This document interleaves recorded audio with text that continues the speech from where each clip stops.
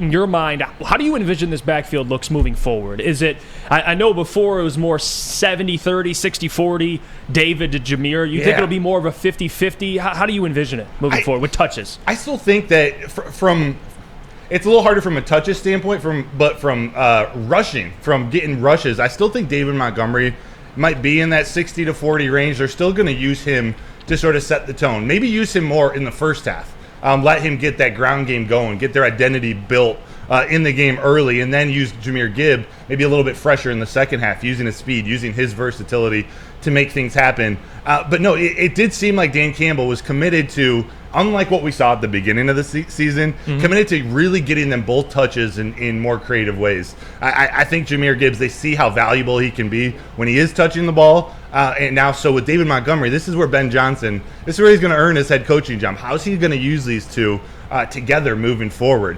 This will be the first time, too, assuming everyone's healthy on Sunday, assuming these offensive linemen are healthy, that all these weapons on offense are going to be healthy for Jared Goff and at his disposal. Talking David Montgomery, Jahmyr Gibbs. Then you got Amon-Ra St. Brown and Jamison Williams and possibly Donovan Peoples-Jones. Yep. And, they're talking about getting Khalif Raymond more involved. This is the first time they've all been out there together. It'll be interesting to see how Ben Johnson uses everybody. I would go as far as to say it might be an interview for Ben Johnson, a live interview. 100%.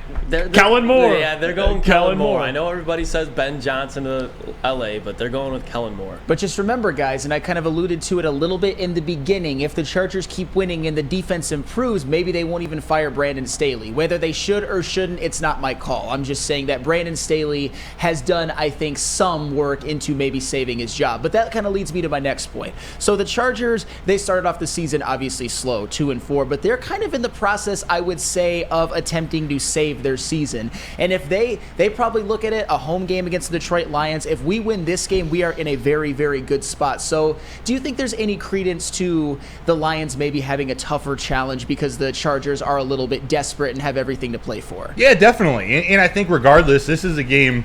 This is one of the few games left on the calendar that many people and maybe even the Lions felt like this is going to be one of the tougher tests in the second half of the season. Whether it's this and the Cowboys, or maybe you throw the Saints in New Orleans on that list. But this is one, and I don't want to speak for everyone, but I think we all sort of maybe didn't circle it, but thought about this game earlier in the season as one that it's a trap game. It's your only West Coast game. The Chargers, you never know what you're going to get, but they do have some firepower there to beat the Lions. So you're right. It's definitely one of those where you might be getting their best effort of the season too, because they're right in that sort of a Bengals territory of trying to take that next step into contending for the rest of the season.